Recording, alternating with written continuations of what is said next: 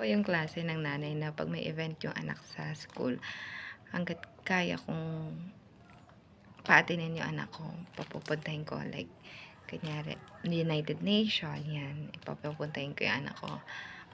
Field trip, papupuntahin ko. Pag may mga school activities, as much as possible, pinapatin. Girl Scout, yan.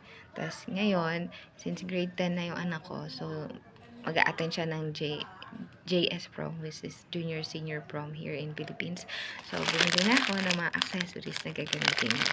So, nakita ko lang to sa Shopee. Bali, ang team nila ngayon is glitter na masquerade. So, since lalaki yung anak ko, he's wearing parang suit na may pagka-prince effect na may mask siya. So, bumili ako nito. White and red and gold ang color niya for this year. So, bumili ako ng brooch. Look how cute is that. Oh. How pretty is that. Ito yung ilalagay ko dito. How yung details, ang ganda niya. So, also, bumili ako dito para sa shoulder niya, padding niya.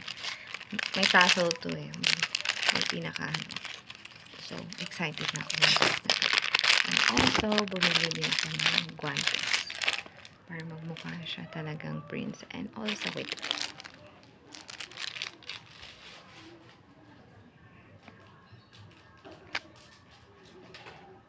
So, those are preparation for the upcoming JS prom. I'll post the video kung ano mga updates. So, that's it. See you in my next video. Bye and God bless.